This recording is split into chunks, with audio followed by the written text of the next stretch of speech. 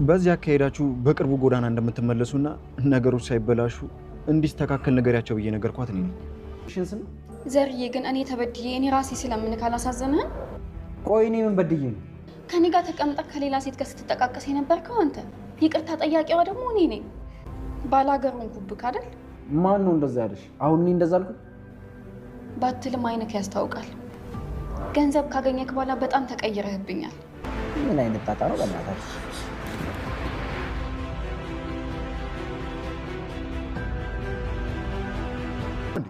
ለነገሩ ቶ ያንተ ጭንቅላት እኮ ከድንጋይ ይብሳል። ብቀመጥበት ራሱ ይቆረቁረኛል ነው የምልህ። ትሰሚኛለሽ ሱሴ፣ በንዴት ተነሳስቶ የሆነ ነገር ያደርገኛል ብለሽ አስበሽ ከሆነ ተሳስተሻል። ምንም አላደርግም። እፈልጋለሁ። ዝም ብሎ ሰው ገንዘብ መዝረፍ አለ እንዴ? እና እያወራሁ ልዝረፍ? ሱሴ፣ እየቀለድኩ አይደለም። ምትሰሪ ከሆነ እንስራ። እማትሰሪ ጋጠጡታ ተምቹ ስራ አላሰራ እያለች ነው። የሆነ ነገር አድርጋት። አላርፍ ካለ እወጋው። አረ ችግር ይውጋሽ።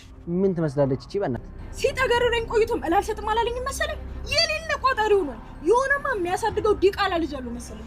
ሰርተሽ ሞተሻል። ለማን ነው እንደዚህ ወገቤ እስኪጎብጥ ድረስ መለፈው? ገንዘቡን በትነው እንዲጨርሱት ነው እንዴ? አንቺ እንዴ ቦስ ተሳስተኮ፣ እባክህ ልቀቃት። ያፈላሽ አይመስልሽም? አይደለም አንድ ቀን አንድ አመት ብትጠብቂኝ ይቅርታ የምጠይቅሽ ይመስልሻል? ቦስ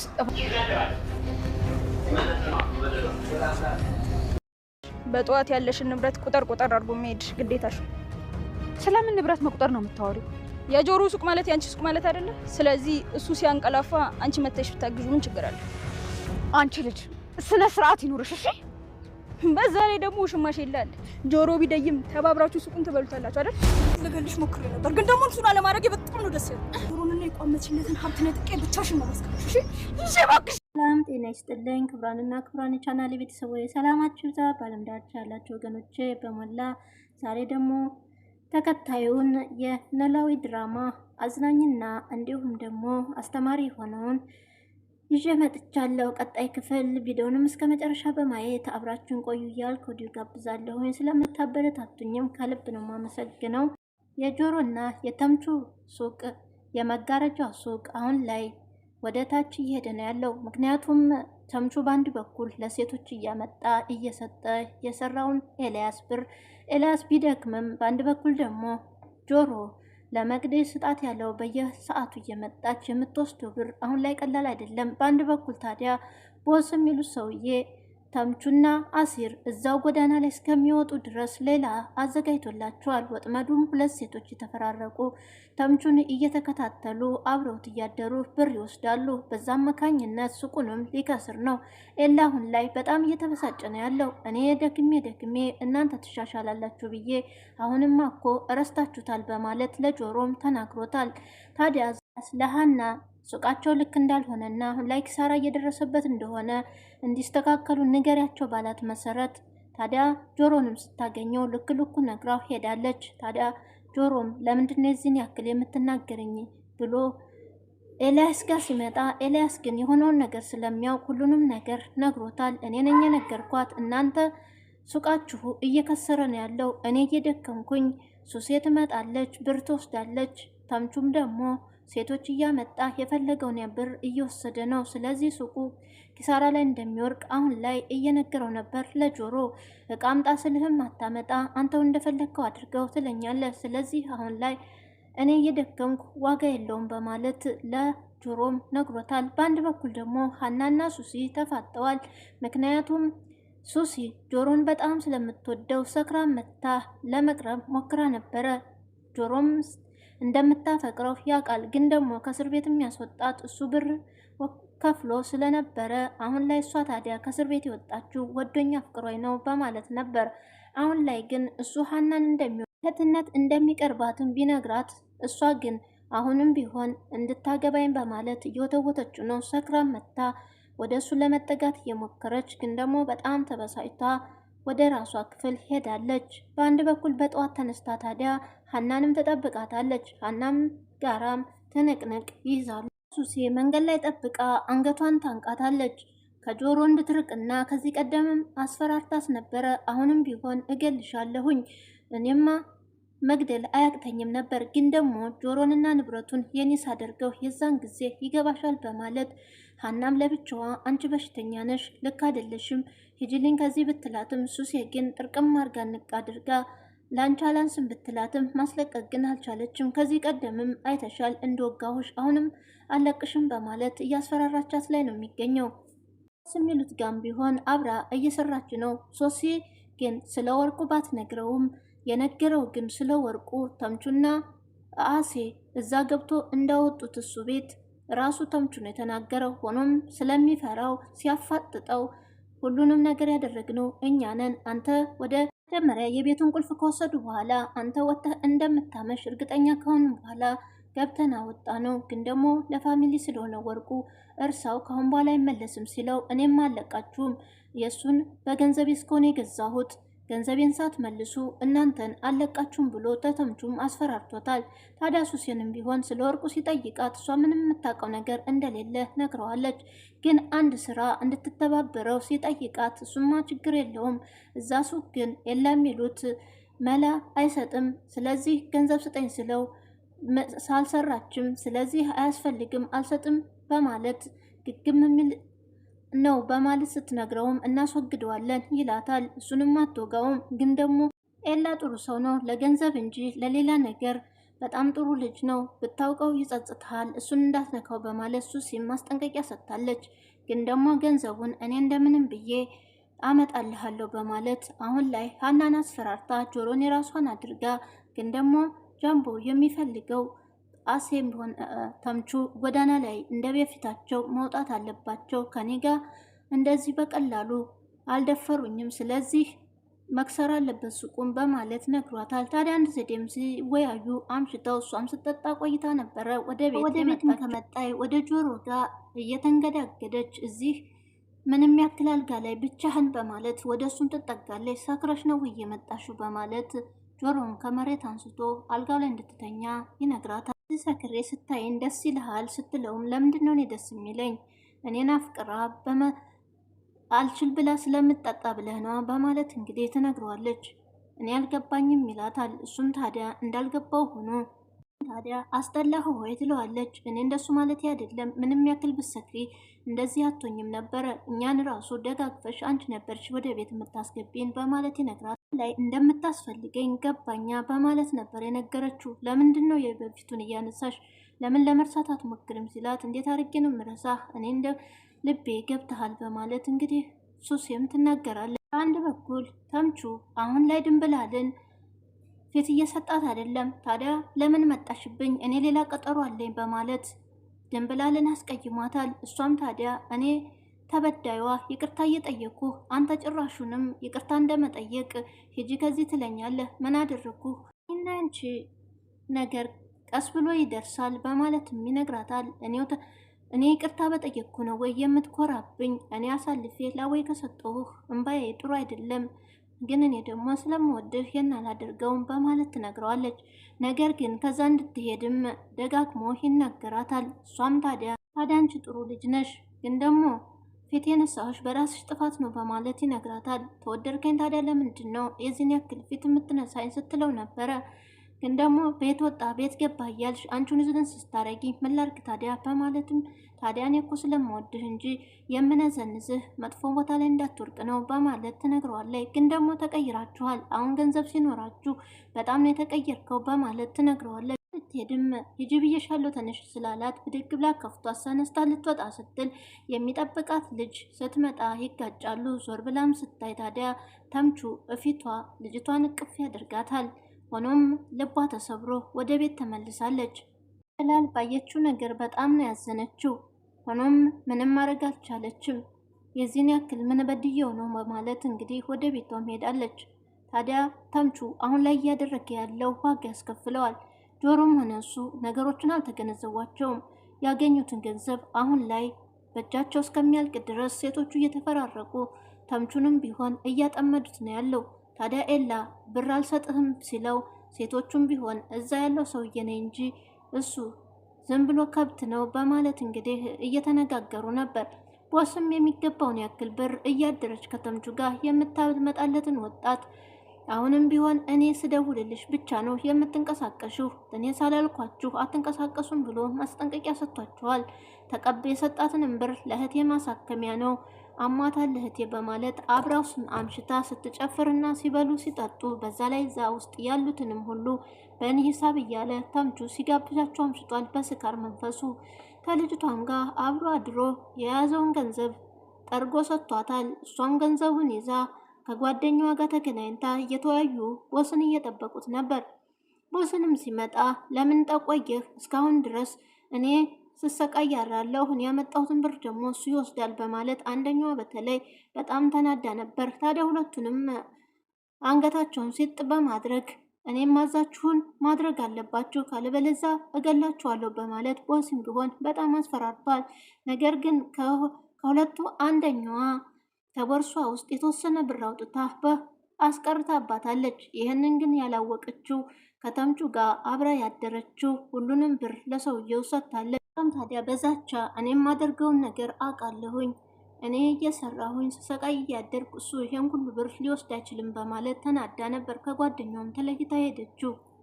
ሱሴም ሀናን ከጠበቀቻት በኋላ እጇን ጥርቅም ታረጋታለች። ሀናም ታዲያ ለምንድነው እጅን የምትይዙ ብላ ስትጠይቃት ታዲያ ተረጋግተሽ ሂጃ ምንድነው የሚያሯሩጥሽ በማለት ትናገራለች።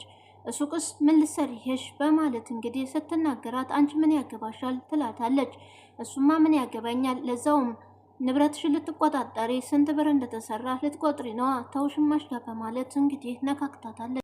ታዲያ ምን አይነት ቀሽም ጥያቄ ነው የምትጠይቂኝ ብላ ስትላት ነበረ ይሄንን ነገር የመለሰችላት። ሆኖም ቀሽም ጥያቄ ነው አይደል ጥያቄ በማለት ሱሲም ትጀምራለች ነገር ጠዋት ያለሽን ንብረት ቆጠር አድርገሽ ለመሄድ ነዋ እኔም ረስቼው ነው በማለት ስለምን ንብረት ነው የምታወሪው በማለት ሀናም ትናገራለች። ዶሮ ስርቁ ማለት የአንቺ ሱቅ አይደለም ወይ? እሱ ሲያንቀላፋ አንቺ ትቆጥሪለት ምን ችግር አለው በማለት ነበር ነገሯን የጀመረች። በአብራችሁ ከኤላ ጋራ ልታከስሩት ነው አይደል በማለት ነበር የተናገረቻት።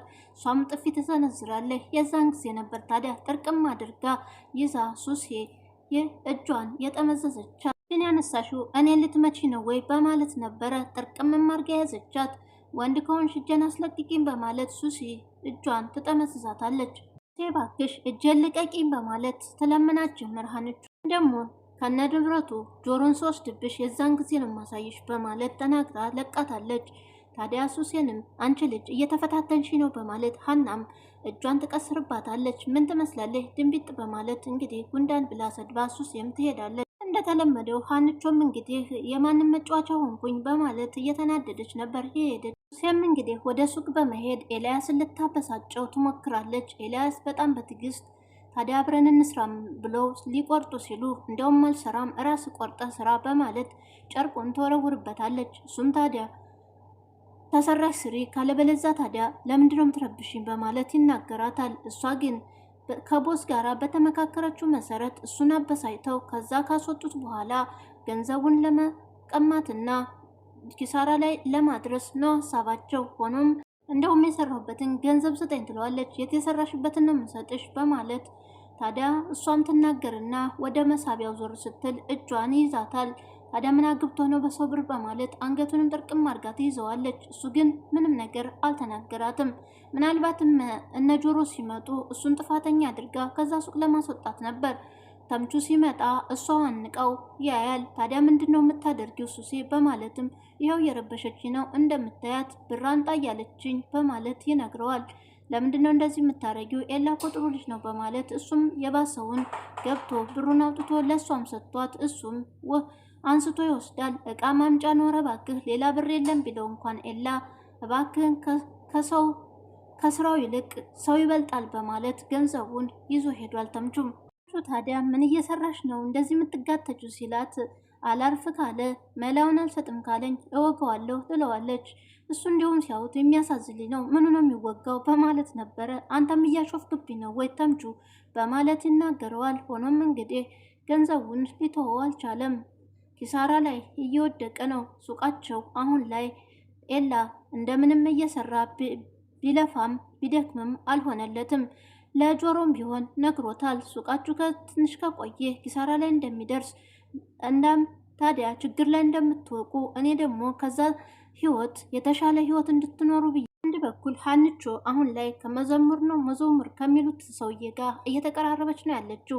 እሱም ታዲያ እየቀረባት ነው ያለው። ምሳም ሰዓት ላይ ልትወጣ ስትል ወደ እነ ተምቹ ጋር ለመሄድ አስባ ነበር። ግን ደግሞ የሚሄድበት አለን ብትለው አብረው ምሳ እንዲበሉ ይጠይቃታል። እምቢ ካለች በኋላ ተመልሳ በቃ አብሬ እሄዳለሁ በማለት እሺ ትለዋለች። ግን ደግሞ ከስራ ሲወጡ አብረው እየተራመዱ ነበረ። የሳይሹስ አሲዘህኛል ጭራሽ መንጫህን እየተጠባበኩ ነው በማለት እየነገረችው ነበረ። ጭራሽ እስከዚህ ድረስ ሲላትም አዎ እንደምትመጣ ደግሞ እርግጠኛ ነበርኩ በማለት እየነገረችው እያለ ጆሮ ደግሞ ወደ እሷ ጋር እየመጣ ነበረ። ሲያያትም በጣም ይደነግጣል። ታዲያ መዘምርም እጇን ይዞ እሷ ያለችበት ችግር በደንብ ገብቶኛል፣ ለመቅረብም የፈለግኩት ያለሽን ችግር ለመረዳት ነበረ በማለት እንግዲህ እጇን ሁለቱንም እንቃርጎ ሲያይ ጆሮ ደግሞ በቅናት ሀንቾ ብሎ እልፍ ይላታል። ሀንቾም ታዲያ በሩጫ ጆሮን ትከተለዋለች። ጆሮ ታዲያ ለተምቹም አሁን ላይ ቦስ የሚሉት ሰውዬ ወርቁን እኛ እንደወሰድነው አውቋል። መንገድ ላይ ይዞትም እንደደበደበውና ወርቁን እንዲመልስለት እንደጠየቀው ለተምቹ ይነግረዋል። ተምቹም ታዲያ የእሱ የተናገረውን ነገር ስለሚያውቅ በድንጋጤ አለቀልም ማለት ነዋ፣ ማን ነግሮት ይሆን በማለት ራሱን ደብቆ ለጆሮ ይነግረዋል። ጆሮም ታዲያ የነገረውን ሰው ባላውቅም አሁን ላይ እኛ እንደወሰኑ በደንብ ነው ያወቀው። ታዛ ሊገለኝ ሲል ለትንሽ ተርፍ ያለሁኝ፣ ግን ደግሞ ወርቁን እንድመልስለት ጠይቆኛል። ወርቁ እንደማይሆን ነግሬዋለሁ፣ ካልሆነ ደግሞ በርከት ያለ ገንዘብ እንድሰጠው ነው የጠየቀኝ። ታዲያ ምን እንደማረግ አላቅም በማለት እንግዲህ ሁለተኛ ላይ ካገኘኝ እንደሚገለኝ ነው በማለት ይነግረዋል። አለቀልና በአንድ ፊት ጆሮ ከሰማ አሁን ላይ ይገለኛል በማለት ነበር ተምቹም በሆዱ እያክቶመተመ ወደ መኝታው ላይ የተኛው። ታዲያ አሁን ላይ ቦስ ተምቹና ጆሮ ወርቁን እንደሰረቀው በደንብ አውቋል። ሆኖም ራሱ ተምቹ ነው የነገረውም። ተምቹ አሁን ላይ ሴት አተራማሽነት ብቻ ሳይሆን ፈሪም ስለሆነ የተጠየቀውን ወዲያው ነው የሚናገረው። ግን ደግሞ ጆሮ አሁን ላይ ቦስ የሚባለው ሰውዬ ወርቁን ካልመለስክ ለችክህ እናት የመለስከውን ወርቅ ቶሎ ብለህ እንድትመልስልኝ በማለት ግን ደግሞ ጆሮ እኔ ወርቅ አልወሰድኩም፣ አንተ ቤትም አልገባሁም ቢለውም እንኳን በደንብ እንዳወቀበትም ስለነገረው በዛም ደግሞ በቦክስ መጥቶ አድምቶታል። ሆኖም ጆሮ አሁን ላይ አደጋ ላይ ነው። በአንድ በኩል ሱቃቸው ለኪሳራ እንደሚዳረግ እስከ መጨረሻው አሁን ላይ ኤላም እየተማረረ ነው ያለው። ታዲያ ኤላንም ከዛ ውስጥ ለማስወጣት ቦስም ቢሆን ኤላን አስወግደዋለሁ እያለ ለሱሴ እየነገራት ነበረ። ሱሴ ደግሞ በጭራሽ እሱን እንዳትወጋው፣ ጭራሽ እሱንም ከወጋኸው ከኔ ጋራ ሌላ ነገር እንገጥማለን በማለት ለቦስም ነግረዋለች። እንደዛ ከሆነ የ2 ቀን ብቻ ቀን ሰጥቼሻለሁኝ፣ ቶሎ ብለሽ ጎዳና እንዲወጡ ታደርጊያቸዋለሽ በማለት ነግሯታል። ግን ደግሞ ኤላ ብር ሊሰጣት አልቻለም ለሱሴ። ምክንያቱም እሱ ቀኑ ሙሉ ሲሰራ ውሎ እሷ ደግሞ ሄዳ ብር ስጠኝ ስትለው አሁን ላይ ለጆሮም ቢሆን እንደዚህ አይነት ነገር ካለ እኔ ሰርቻ ለማደር ጉልበት አለኝ፣ ስለዚህ የእናንተ ሱቅ ይቀራልና እኔ ሌላ ቦታ እሰራለሁ እናንተ ካልተላወጣችሁ በማለት ሀናም የነገራት ምናልባትም እሷ ስትነግረው የመጨረሻ ደረጃ ላይ ስለደረሰ ጆሮ ወደ ራሱ እንዲመለስ ብሎ ነበረ። ሆኖም ታዲያ ሀንቾም ወደ ሱቅ ሄዳ የሆነውን ሁሉ ነገር እስቲ እስከ መጨረሻው የሆኑትን ንገረኝ ስትለው ከአሁን በኋላ የነገርኩሽ ራሱ ጸጽቶኛል፣ ምንም ነገር ልነግርሽ አልችልም፣ እሱ ራሱ ጆሮ ይንገርሽ ብሏታል። ግን ደግሞ በጣም ችግር ላይ እንደሚወርቁ አሁን ላይ አሳሳቢ ጉዳይ ነው። ሀናም ብትሆን ሱሴ ጥምድ አድርጋታለች። ግን ደግሞ ፖሊስ ጆሮንና ተምቹን ጎዳና ላይ ይጥላቸዋል። ታዲያ የዛን ሰዓት እናንተ ለራሳችሁ እንኳን ባታስቡ ገንዘብ ለሰጣችሁ ሰው ምን ያህል እንደሚያፍርባችሁ አታውቁም ወይ በማለት ኤላ ተናግሯቸዋል። የዛሬው ቪዲዮ እዚህ ላይ አብቅቷል። ቀጣዩ ምን ይፈጠራል? ጆሮ ሀንቾን ከመዘምር ጋር ስላያት በጣም ከፍቶት ጥሏት እየሄደ ነበር። ሆኖም ልቦናውን መለስ አድርጎ ይታረቁ ይሆን? ታዲያ ሱቃችሁስ ነገር እንዴት ይሆን? ወይስ በአንድ በኩል እያጠመዳቸው ነው? በተምቹ በሴቶች ተከቧል። ቀጣዩን እና አብረን እናያለን። ድንብላል ደግሞ ልቧ ተሰብሯል። ታዲያ እሷስ ተተምቹ ጋር ተቀጥል ይሆን? ለማንኛውም ቀጣዩን እናያለን። በያላችሁበት ሰላም ቆዩልኝ። ወዳችኋለሁ። ባይ